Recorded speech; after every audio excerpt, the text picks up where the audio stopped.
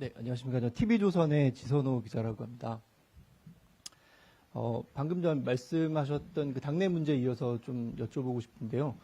지난주 유튜브 프로그램에 나가서 이제 당대표에 관련된 질문을 들으셨을 때 이제 뭐 로망이다라는 표현을 쓰신 적이 있습니다. 그 당대표에 출마하실 의향이 있는지, 뭐 지금은 이제 국무총리로서 여기에 업무를 집중을 하셔야 되겠지만, 향후에 그 출마 가능성이라든지 뭐 또 어떻게 좀 바라보고 계시는지 그 부분 한번 여쭤보고 싶고요. 그다음에 정청래 대표와 지난주 조문 때 같이 이제 상주를 맞이하는 역할을 하시기도 했는데, 그 보면은 조문객을 맞이하시는 역할, 상주로서 역할을 하시기도 했는데요. 예. 생각을 해보면 최근에 그 고위 당정이 조금 드물었던 것 같습니다. 고위 당정. 예. 네. 뭐 말씀을 나눌 기회가 좀 있으셨는지, 앞으로 좀 어떻게 말씀 나눌 기회를 가지실 건지 그 부분까지 한번 여쭤보고 싶습니다. 네. 저도 로망이라는 단어 하나가 이렇게 많은 로망을 불러올지 생각을 못했습니다. 그런데 참고로 말씀드리자면 해당 장소에서 제가 말씀을 할 때, 제가 정치를 해온 사람으로서 서울시장도 로망이고 당대표도 로망이었다. 두 가지 다 말씀을 드렸습니다. 서울시장은 30대에 출마해서 오랫동안 꿈꿔온 로망이고, 당대표는 민주당에서 성장해온 사람으로서 당연히 중진 정치인 이상이 되면 갖는 로망이다. 이렇게 말씀을 드렸습니다. 그리고 또한 서울시장은 당장 있는 선거이기 때문에 총리가 된 순간에 어렵겠다라고 판단했다는 말씀도 드렸고, 당대표와 관련해서는 로망이라고 얘기하니까 뭐 출마할 생각이 있냐 이런 걸 안 여쭤보시더라고요. 그래서 그냥 저는 당연히 현재 국정에 전념하겠다 이런 말씀을 드렸습니다. 지금도 똑같습니다. 오늘 제 기자간담회 내용을 조금 이렇게 주의 깊게 봐주시면 굉장히 강력한 국정 전념 의지가 담겨 있다 하는 것을 아실 겁니다. 오늘 오전에 월요일에 하는 간부회의를 했는데, 지난 7개월 동안 제가 비교적 이렇게 좀 잔소리를 적게 하는 사람이기 때문에 저만 그렇게 생각할지는 모르지만 별로 안 했던 좀 강한 어조의 주문을 했습니다. 저도 오늘부터 임기가 새로 시작한다는 각오로 할 테니 총리실도 오늘부터 총리실 전체 직원이 새로 공직생활 시작한다는 각오로 해달라라고 이야기를 했습니다. 그것은 원래 제가 이 신년 기자간담회를 지난주에 하려고 하다가 다시 이해찬 전 총리 돌아가신 것 때문에 미루지 않았습니까? 근데 신년 간담회를 생각하면서 제가 신년에 어떻게 할 것인가를 근 한 달 동안 계속 고민을 하면서 생각해온 사실 결론입니다.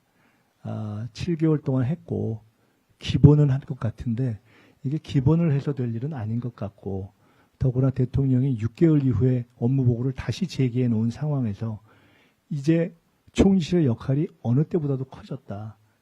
이제는 총리실이 총리께서 제기하신 문제의식 내지 눈높이와 그것을 답안지, 그러니까 시험 문제를 받아든 각 부처 사이의 간극을 좁히고 각 부처가 뛰도록 독려하고 질책하고 또 부축해야 할 역할이 온전히 총리실에 왔다는 생각을 제가 하게 됐습니다. 그래서 제가 오늘 표현에 헌법과 법률에 따른 총리의 국정통할과 책임을 강화하겠습니다 하고 4가지의 내용을 썼고, 국민과의 소통을 강화하겠습니다 하고 4가지 드린 것인데요. 거기에다가 이해찬 전 총리가 돌아가신 것이 제게는 또 굉장히 개인적으로 좀 충격이자 좀 계기가 됐습니다. 그래서 제가 지난 일주일 있으면서도 생각을 해서 여러 가지 원래 생각했던 것, 그다음에 지금 국정 운영의 일정한 변곡점에 이른 상황, 저의 어떤 개인적인 각오, 이런 것들을 합쳐서 헌법과 법률에 따른 총리의 책임과 권한을 최대한 다하겠습니다. 그리고 그것은 그 책임의 4가지 중 첫 번째가 각 부처 장차관 및 간부들과의 소통과 지휘를 강화하겠다고 말씀드렸는데, 그리고 각 개혁 이슈와 범부처 이슈들을 점검을 강화하겠다고 말씀드렸는데, 6개월에 한 번 또는 1년에 한 번 진행되는 업무 보고의 청취가 아니라, 또는 다 된 결론을 발표하는 형식적 회의에 참여가 아니라, 실제로 각 부처에서 핵심적으로 중요한 과제들을 하나하나 직접 방문해서 토론하고 점검하고 지휘하는 일을 순차적으로 하겠다는 뜻입니다. 대통령님께서는 사실은 오래전부터 제게 그런 헌법과 법률에 따른 역할을 아낌없이 행사하라고 말씀하셨습니다. 한편으로는 제가 제 역량의 한계로, 또 한편으로는 제 스스로 설정한 일정한 가이드라인에 기초해서 지금까지 쭉 7개월간의 업무 진행을 해왔고, 대통령님의 탁월한 리더십 아래서 전체 국정기조가 방향을 잡았다고 판단하고 있습니다. 지금부터는 대통령님의 리더십과 함께 이것들을 점검해 나가는 총리의 역할이 몇 배 강화되어야 될 때라고 생각하고 있습니다.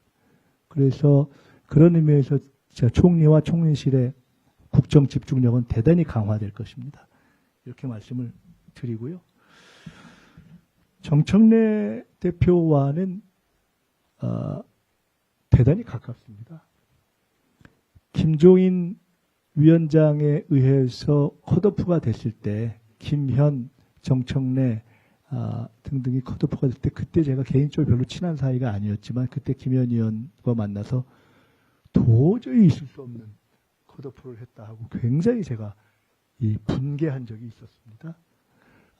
그러한 점에서 또 그때의 컷오프 이후 상황에 대처하는 정 대표의 어떤 자세, 또 당에서 이재명 대표 시절에 대표를 모시고 역할을 했던 정청래 대표의 어떤 장점, 이런 것들에 대해서 굉장히 높게 평가하고, 과거에 이재명 대표님께서 1기 대표를 하시고 2기를 연임하느냐 마느냐를 고민하신 시기에 연임을 안 했다면 저는 정청래 대표가 하는 것이 좋다고 주변 사람들에게 실제로 이야기를 했던 정도의 판단을 가지고 있는 사람입니다.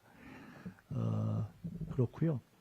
저희는 기본적으로 김대중 대통령으로부터 정치를 배우고 지금까지 이렇게 오면서 내가 당의 주류이건 비주류이건 그것과 상관없이 당에 대한 책임감을 갖는다는 의미의 주류의식을 가지고 정치를 해온 사람입니다. 그런 점에 비추어서 항상 모든 사안을 보고 사람을 봅니다. 제가 최근에도 이러저러한 계기에 당내 분들을 만나면, 첫째, 1인 1표제를 원칙적으로 반대 안 하는 것이 좋겠다. 둘째, 통합에 대해서도 원칙적으로 반대 안 했으면 좋겠다. 셋째, 정청래 대표의 진퇴를 거론 안 했으면 좋겠다 하는 제 이야기를 들은 분들이 꽤 많을 겁니다. 그런 생각을 가지고 있고, 지금도 그런 생각이다. 왜냐하면 제가 굉장히 오래된, 꽤 알려진 당원 주권론자입니다.